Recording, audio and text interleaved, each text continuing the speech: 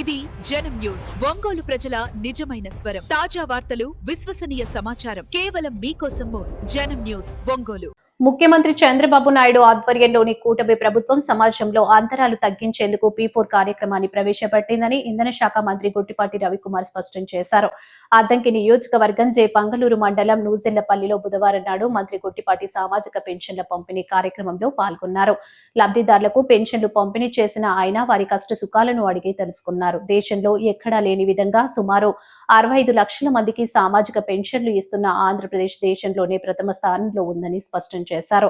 నూజెళ్లపల్లిలో పెన్షన్ల పంపిణీ అనంతరం పలు అభివృద్ధి కార్యక్రమాలకు మంత్రి గుట్టిపాటి ప్రారంభించారు. ముందుగా 20 లక్షలతో గ్రామంలో నిర్మించిన సీసీ రోడ్ సైడ్ రైళ్లను ప్రజలకు అంకితం చేశారు. 5 లక్షల CSR నిధులతో నిర్మించిన బస్సు షెల్టర్ ని మంత్రి ప్రారంభించారు. అనంతరం దాతలు ఇచ్చిన 46 సెంట్లను ఎస్సీ కాలనీ శ్మశాన వాటికకు అందజేశారు. అదేవిధంగా దాతల సహాయంతో 9 లక్షలతో నిర్మించిన ఆడిటోరియాన్ని మంత్రి గుట్టిపాటి ప్రారంభించారు. కొత్తగా నిర్మించిన నూజేలపల్లి తెలుగుదేశం పార్టీ కార్యాలయాన్ని మంత్రి గొట్టిపాటి పార్టీ కార్యకర్తలకు అభిమానులకు అంకితం చేశారు.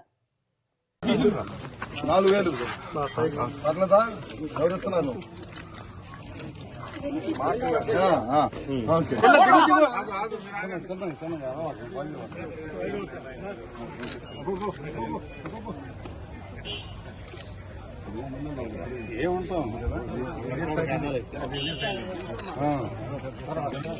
సరే ఏం చేస్తాను సార్ ఒక ఫోటో తీసుకున్నా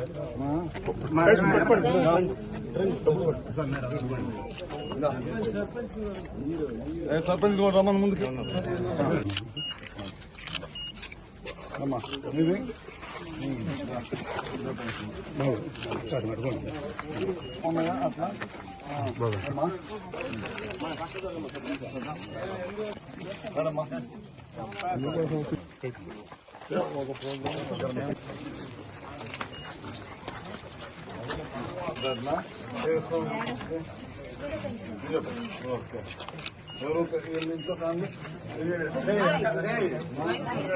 ఎవరు అంటున్నారు ముందుగా అందుకే పిలుస్తాం. ఎవరు అంటున్నారు ఏం చేస్తాను కెమెరాలన్నీ పెట్టి తెలుగు ఏంది అనుకుంటున్నాను. ఎక్కువ కెమెరాలు పెడితే భయపడతారు. దర్శనం ఉందా ఏమకి పెద్దాంకి ఇచ్చారా ఇచ్చేసారా పొద్దున ఇచ్చారా మరి ఏం చేస్తున్నారు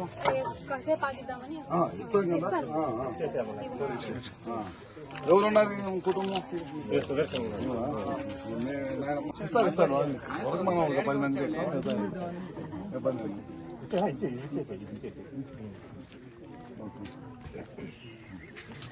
సరేమ్మా అప్పుడు కరెంట్ తగ్గింది కదా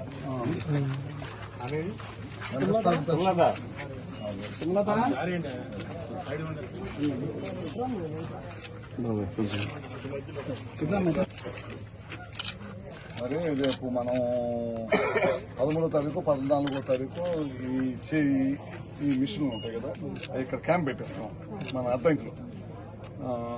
నా ఫోన్ ఎక్కడ ఉంది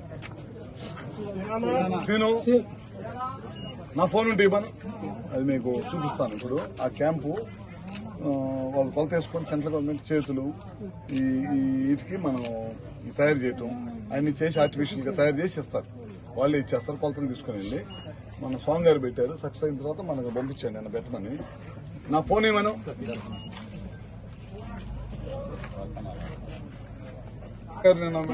ఇప్పుడు ఇక్కడే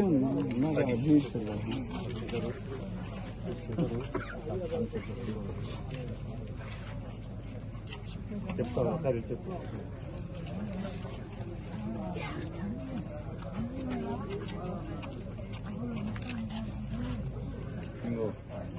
ఇదనమాట భారత ప్రభుత్వం సామాజిక న్యాయం మరియు సాధికారత మంత్రి శాఖ వాళ్ళు పెడుతున్నారు. 13వ తారీఖు అర్థమైందా? వేమూరు, రేపల్లి, బాపట్ల, చీరాల, పచ్చూరు అద్దెకి వరుసను పెడుతున్నారు అనమాట. ఉదయం 10 నుంచి 4 దాకా. అది ఒకసారి మన వాళ్ళ అందరికీ పాంప్లెట్లు పంపించి అందరం రమ్మంటే ఇట్లాంటి వాళ్ళు మన వాళ్ళకి ఏదైనా ఒకదాన్ని చేపెట్టినా మీకు కొద్దిగా సులభం. ఇది పెడుతున్నారు, అన్ని చోట్ల పెట్టించాం. సరేనా?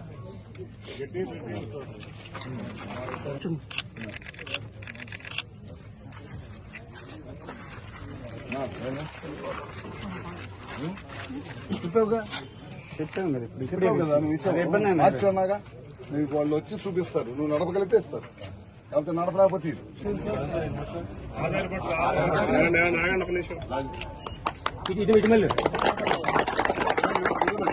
దగ్గర సార్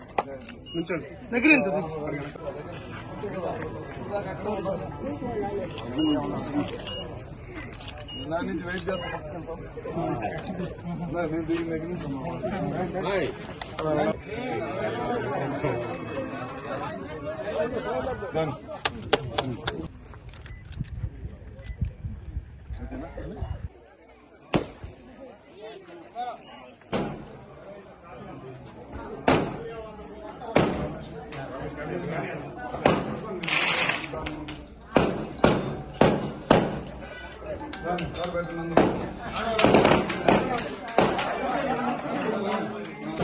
మీరు రాన్నమ్మా.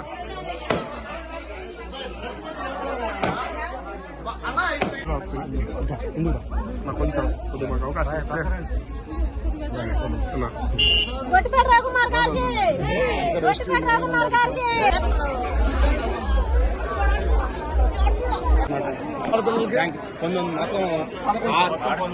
19 సార్, 8 మంది అబ్బాయిలు, 8 మంది అమ్మాయిలు. అంతా ఊళ్ళేనా? అందరూ వస్తున్నారు, నడిచి వస్తున్నారు.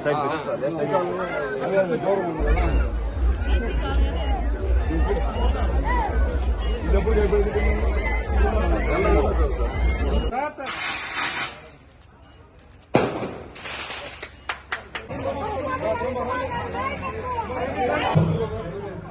చిట్టావర్తిన రాజ్యలక్ష్మి చందలూరు.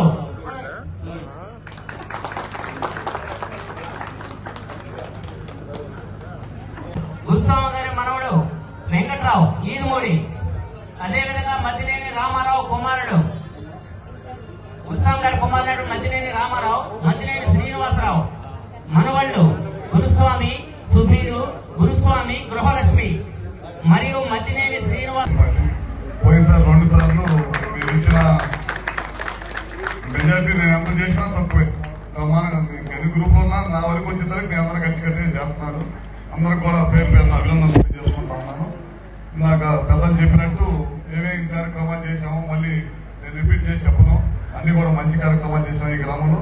ముఖ్యంగా మద్దినేని శివనారాయణ గారి జ్ఞాపకార్థం వాళ్ళ అబ్బాయి దాదాపు 46 సెంట్లతోటి ఎస్సీ కాలనీలో శ్మశాన వాటికి చేశారు. చాలా అభినందించదగిన విషయం, మంచి కార్యక్రమం చేశారు. అదేవిధంగా మరి కృష్ణ చైతన్య గారికి అభినందన తెలియజేసుకుంటూ, అదేవిధంగా గురుస్వామి గారి కుటుంబ సభ్యులందరూ కలిసి మనకి అందరూ కూడా ఎప్పుడు పెద్దవాళ్ళందరూ కూడా ఇక్కడే కూర్చొని ఉంటారు. వాళ్ళందరూ కోసం ఓ మంచి కమిటీ హాల్, దాదాపు 10 లక్షల రూపాయలతో ఒక మంచి కమిటీ హాల్ కట్టారు. వారి కుటుంబ సభ్యులకి అందరూ కూడా పేరు పేరున ధన్యవాదాలు తెలియజేసుకుంటా ఉన్నాను.